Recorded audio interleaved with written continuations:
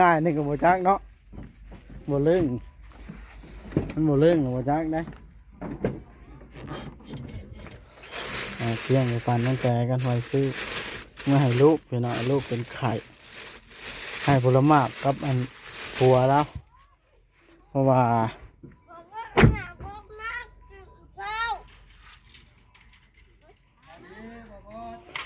สบายดี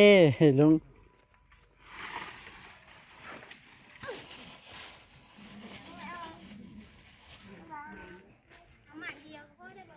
ฮะนี่อ๋อตัวได้ของหลากหลายอหลีนี่เนาะซื้อเมื่อวานเนี่ย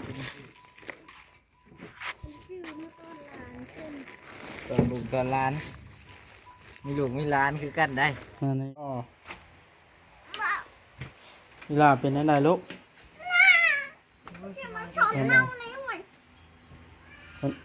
ไม่บ่ายนะป้าลูกเวลาเป็นอะไรปวดหัวปะนอนแปะแบบนี้เลยค่อยไปก็ได้แปอยู่แบบนี้แล้วฉันก็ได้เห็นหันเห็นนี่อากาศร้อนแบบนี้ห่มผ้าเห็นยังไงตุ้มนี่เบิ่งในท้องเหรอลูกนี่ในตุ่มเริ่มเกิดแล้วติ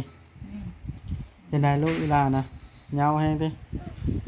เมื่อยบ่ลูกเบิ่งมันไม่เปลี่ยนนะเวลาหนาวปะ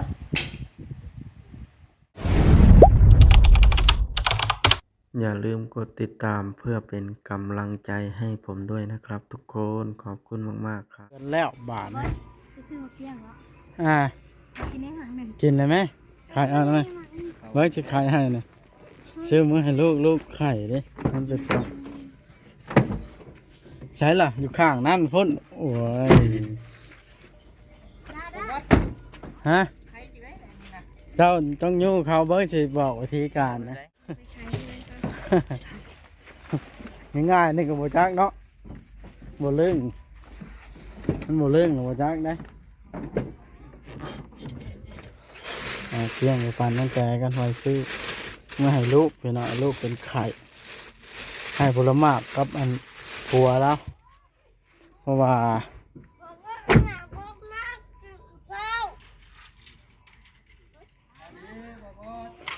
สบายดีลุง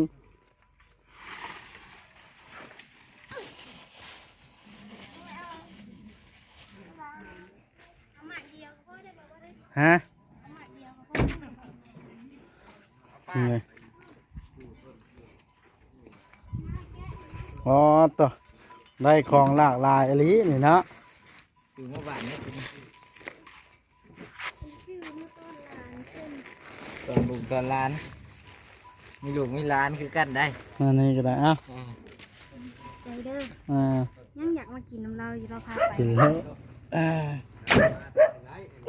สบายดีแห้งหล่อเป็นขมือเนาะที่เราใหญ่หล่อนั่นไหนคนโชว์เลยนะโซ่เรื่องได้นะฮะลูกบ่สบายเนาะเอาแล้วลูกบ่สบายก็เสียเงินก็ปกติให้แล้วบ่เนาะแม่นบ่ได้อุกบ่ได้บ่เสียเงินอุกน้ำบ่มีกำลังใจได้อุกตัวเดียวนั่นละค่อยนะเมื่อแรกให้มีหอมแก้มก็เช้าแล้วค่อยบ่ได้คิดกันกับเมียลูกหายค่อยก็ย่าเหงาแล้วเช้าบ่ยังว่าค่อยเมื่อกันเด้อบ้านนี่เมื่อไว้แท้นะถ้าเอายาเมื่อให้ลูกมาชื่อยาเลยนะมันเอาโอเคร้านเพิ่นเช้าไว้ครับกันเด้อทั้งนั้นโอเคเอาสิปลูกเลยบ่ได้นี่เบิ่งได้ใช่น่ะมันว่าสิปลูกเลยนี่ก็ยังบ่เอ็นลิ้นจี่ลิ้นจี่เอาดีๆลิ้นจี่นี่นะต้นอาหารหมักอันนั้นลำยองลำไยเมียนว่าลิ้นจี่มาวางได้ไปสิอันนี้ได้ก็ง่วงยังไงนี่เจ้าก็ต้องปลูกตามทางเข้าแบบนี้แล้วนี่เนาะเมียนชีนี่และกำลังเป็นนี่นะแล้วก็เป็นแถวไปปลูกมาเชิงกันเลยเถอะเด้อใกล้แล้วมันจังคัก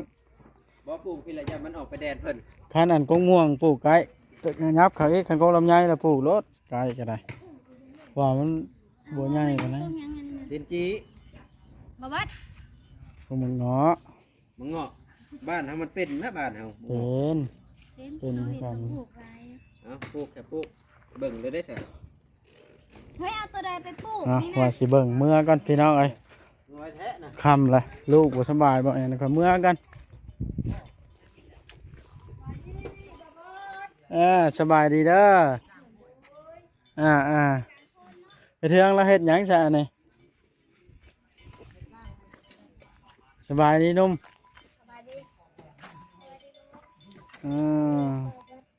พากันกินข้าวหยังได้โตมาแรงนี่ กับของกิน กินกับของกินมันหยังเล่าของกินนั่น โดยแล้วว่า ฮะ ของกิน มันหยังเล่าเป็นของกินนะ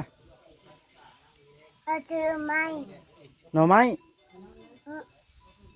แกะไหม แกงหน่อไม้โอ้อันนั่นว่าของกินนะถามว่ากินกับหยังว่ากินกับของกิน โอ้เทืองเฮ็ดหยังชานี่เสียหญ้าออกจากเครื่องปลูกโอ้สุดยอดลีเสียนะมาเสียฮะเมื่อก่อนเทืองเลยลูกเนี่ย นอนบ่ได้หูมื้อเลย ย่อมเมื่อยพักผ่อนดีแล้วกลับก่อนลูกบ่สำบายค่อยก็ได้กลับอยู่ค่ำบ่ได้เลยส่งน้องแต่รับพี่น้องกลับกันพี่น้องไอ้กว่าสิมาฮอดกับค่ำมาแต่บ้านน้องแต่ก็ได้รถก็จอดอยู่นี่ท่านเอาเข้าไว้เอาเข้าแต่รถคันนี้แหละแล้วจึงสิสูดประตูมาอัดละพี่น้องโอ้เริ่มมืดสลัวสลีพี่น้องเลยเอาได้มืดสลัวสลีลูกกระจักอยู่ใส่พี่น้องเบิ่งลูกกันไปค่ำมามืดบ่ได้ดอกพี่น้องเลยพี่น้องเลยเลยโอ้เป็นไรอ้ายตัวสบายดีลูกสิได้พ่อเบิ้งนั่นจะพ่อไปตัวสิไปสิได้จ้อยจนเรือแต่กระดูกแล้วป้าตัวบาดหมอน้องต่อเวลาเป็นอะไรลูกเป็นอะไร ไม่บ่ายนะป้าลูกเวลาเป็นอะไรปวดหัวปะ นอนแปะแบบนี้เลยค่อยไปก็ได้ แม่อยู่แบบนี้แล้วฉันก็ได้เห็นหันเห็นนี่ อากาศร้อนแบบนี้ห่มผ้าเห็นยังไง ตุ้มนี่เบิ่งในท้องเหรอลูกนี่ในตุ้มนะ ตุ่มเริ่มเกิดแล้วติเป็นได้ลูกเวลานะเงาแห้งติเมื่อยบ่ลูก มันไม่เป็นนะเวลาหนาววะเฮ้ยดีเงาจะไม่ใจดิถ้ากันเป็นติดเป็นต่อ มันมัดกระตูเนาะเพิ่งอ้ายถ้าบ่ได้ไปสิได้ติมานี่นอนแปะจ้ะพอมื้อไปทางคลิปก็ มัน ได้ กับโบเป้ฮาวานนี่มันเริ่มหันแล้วมันนี่ไอ้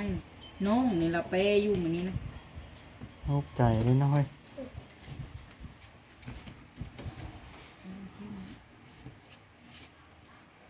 มาซื้อมาเกี้ยงมาให้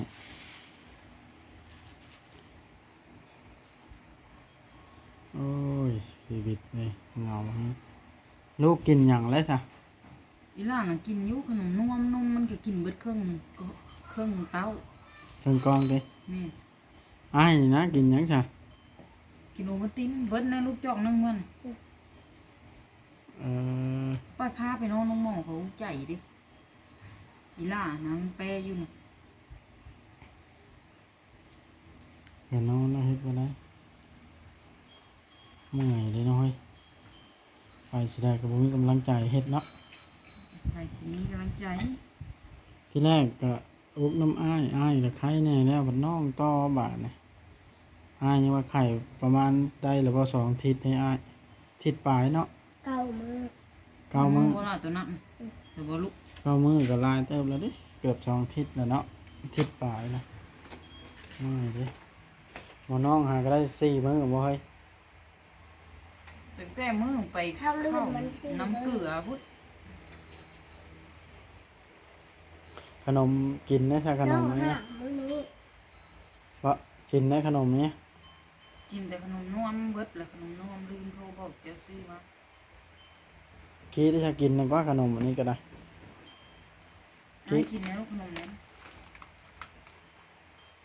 ลูกกินลูกพ่อนไม่เห็นโจ๊กกินเนี่ย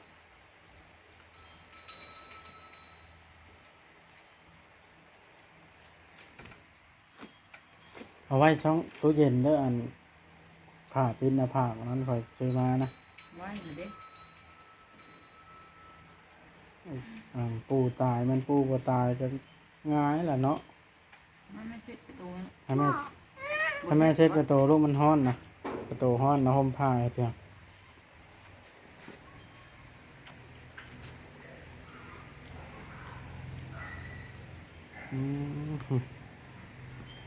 โคตรกระเหลือเนาะเท่าเนาะ ตีนเย็นได้ไม่หวานนะ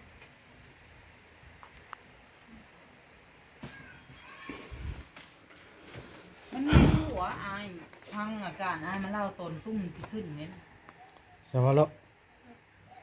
วินหัวว่าลูกยากวะมืนตายากลูกวะเนาะ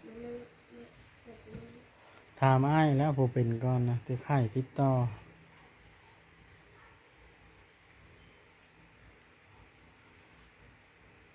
อ้ายแล้วลูกไปได้แล้วเนาะน้องต่อบ่ได้ไปเบิดมือน้องนอนไปอยู่พี่น้อง ลืมมุดอายมุดเบิดแล้วตุ่มมันก็เบาเลยเว้ยตุ่มมุดเบิดแล้ว ไปบ้านนี่พี่น้องสิเมื่อเยี่ยมเบิ่งทั้งเฮือนลุงเวียงก่อนทั้งนั้นก็ไข่กองกันอยู่พี่น้องเลยเมียเบาลี่จักเป็นอะไรบ่ได้มาใกล้เฮือนเลย ดำให้ดำหน้าเนาะข้าวเผาลูกเผาหลานใครกัน เดี๋ยวก่อนเมื่อเบิ่งทั้งนั้นก่อนเด้อแป๊บนึงไปพี่น้องเลยไปขี่รถจักรขี่ที่ไปนั้นพี่น้องไปใส่หายใจรถผ่านวิกฤตครั้งนี้ได้ก็ถือว่ามีกำลังใจแล้วพี่น้องเลย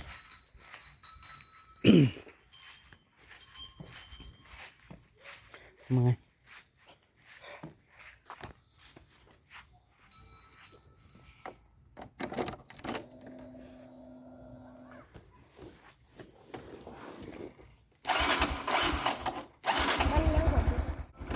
พี่น้องเอามาฮอดมาเบิ่งอาการเล็กน้อยทั้งนี้ก่อนเล็กน้อยหนึงพี่น้องไอ้ต่อจะกันนี่แหละ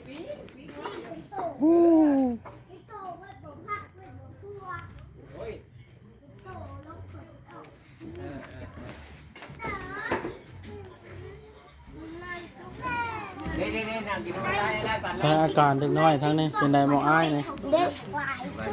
เป็นไดหมอนี้นะใครแน่แล้ว ใช่แล้วไอ้ตาตู้สบายดีไหม เป็นไรก่อน เนาะเมื่อกี้ก็เริ่มคลายแน่เป็นไดหมอนี้นะโอ้หืม นอนหลับแรง นอนละแรงอ๋อนี่นั่นเลยมันกินอย่างหมอนี้นะ ไม่ใช่ มันกินอย่าง มันกินยังมันบ่กินยังไง ขาคอยหน้ากับเพลง คาบนมให้ใช่ไหมคาบนมเป้าใช่ไหมโอ้ยรอดแล้ว จอยแห้งมาเลย เป็นไดน้ำบ่ได้อยู่แห่ว่าใช่ไหมนี่ บ่อยู่ได้ยาละได้ มันฮ้อนได้ หอนตายปานบ่อยู่แห้ง สายแบบนี้เนาะ น้ำน้อยนะ น้ำน้อย กินแล้ว ป่านมันจะกินยาได้ ลูกบ่ได้ตีงก็บ่ได้มันบอกบัดเขานอนอุ้มเขานอนเนี่ยเด้อมันว่าเขาย่างบ่ได้เพราะมันว่า อะไร อีล่า ย่างอะไรแล้วบ่ได้ดิ ย่างบ่ได้ บ่มันไอบ่ บ่ได้อ้าย ไข่เส้นนี่ เมื่อยแห้ง มันกินยังบ่ มันกินอยู่นม อาบได้น้ มันบ่อาบเช็ดเอา ให้ได้ เช็ดเอามันบ่อาบเช็ดเอามันบ่อาบ มันนานดีนานหมดนาน แม่เฮ็ดกินหยังใช่ไหมแต่ว่าแม่ แกน้ำไม้ ว้ายใช่นางหนูนิดตำข้าวเบื่อที่หนูนิด ครับเค็บ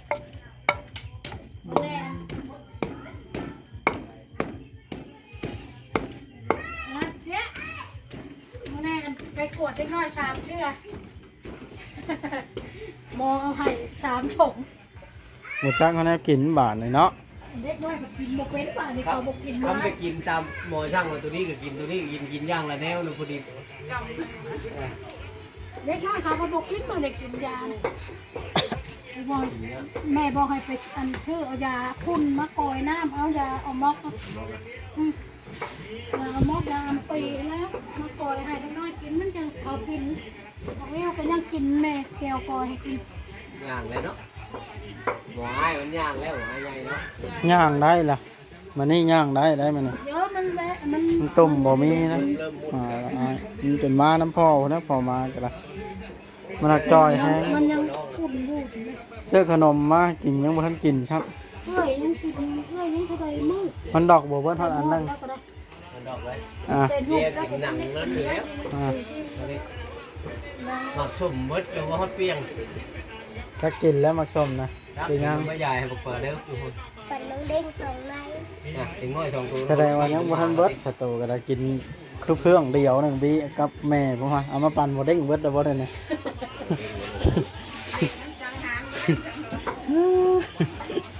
มาที่เราเห็ดบ้ารัดต้นหัว เมื่อยฮะสิปาดเฮือนบ่ได้นี่ หน่อย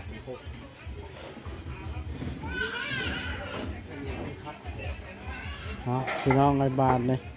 คลิปนี้ก็ได้สิได้จบซ้ำนี้แล้วอัปเดตให้เบิ่งหลังจากมาแต่ถ่ายคลิปก็ได้เลี้ยงได้ปลาดุกแก้วปลาดุกกินก็ได้อย่างให้บ่ได้ซื้อเอามาเขือเด้กบ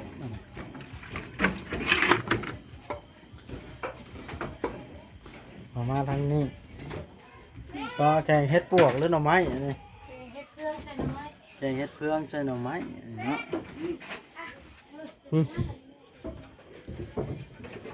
หนูนิดมันดีไข่แหละมันอันตำกระเบือได้แล้วเนาะ ไปน้ำก็ อ่า มันไข่ก้อนมูมันแต่ทีก้อน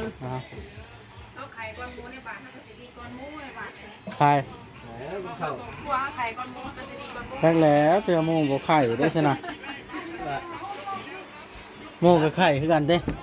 ไข่ให้แล้ว ให้ดาวเอา มันหอนปีหอนเดือนไข่ย่างไข่ปีไข่เด้ เดี๋ยวสามตีกันเหย้าเติบเป็นหัวเข้าโป่งขนาด เก็บท้องเก็บท้องกระเพาะไหนเก็บกระเพาะท้อง ไข่ นี่ กินนี่ยังกับบ่ได้ น้อย นุ่มบ่ได้กินได้หมดมื้อนี่ไปกินอาหารเอาโลด คิดเอา เจ็บมาน้อยเดียวก็ไล่ออกขนาดให้บักเด็ก3ทอกมึงหนึง โดนจริงให้อายได้ที่สร้างกินนะ เมื่อกี้กินเดี๋ยวมันทิ้นจังอยู่ได้จังรอดตายเนาะพี่เบดมือมาได้นะ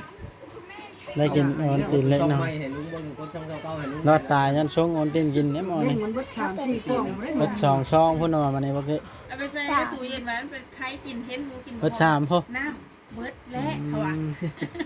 ไป มันเร่งมันจัดการเบิดจังเลย เอา มันกินได้ เป็นไรจะลุงยังได้ไปดำหน้าเนี่ยมานี่ ไก่ นายหนึ่งเด้ ดำให้ดำเงากับลูกตาไว้ดำน้ ลุงยังจนจ่อยแห้งแล้วเรากับพี่น้องกัน ำก้อยได้2 คืนเจ็ดมานอนบ้าน2 คืนบนทันได้นอนเลยเห็นนอนคืนนี่นอนมง5 ทุ่มนอน5 ทุ่มนอนตัว3 ทุ่มแต่เห็นบักลูดหักว่าแล้วสั้นยุบมาตายแล้วบ้านนี่ว่ะเตรียมหาผ้ามันเตรียมมัดบักโลน เป็นโฟโย่บ่ยากเนาะรับซักยาให้เบิดแล้วป่าเนี่ยเนาะ ชักยาสิแจ้งตีสามชักยาบุหรี่ พี่น้องคลิปนี้จบคลิป แล้วก็ชัดเสียงยึก อันนี้ดีใจแล้วบ่ได้กินยาว่านนี่มานี่บ่ทันกินจักเทื่อกับบ่แห้ง มันตุ่มมันออกฤทธิ์เลยมันเป็น เก่งแห้ง เนาะมันเป็นก้อนหมูเท่าไรเหมือนหมอหลาย เป็นห้อง หมู เล่น ถู เลย กบัดหลากล้างหมูเนี่ย ถ้า เขา คื ดี อ เป็น เก้า ก้อนเท่าไรเหมือน หมอเดียบัดหาก็เป็นกึบแห้งนี่ได้อันนี้ก็ หักละห้า ห้าบ่น้องโดนนะเริ่มแล้วหามื้อน้อง เมื่อก็แบบแล้วตายกันจะมีกี่คนนี้เลื่อนไปที่หน้าไปทางแล้วมันโมวิดไข่เนื้อบ่ได้ได้ลูกโมวิดไข่ อ่า เนื้อบ่ได้ถิ่นกันเพราะว่าเขาเมื่อวันคานบ่เกี่ยวกับวันคานใดนี่ ต้องวันคานเท่านั้นบ่ ก็ได้ก็ได้มันทานสินะ อืม ผมเอาเลย คือพี่น้องไปจบคลิปกันซะนะ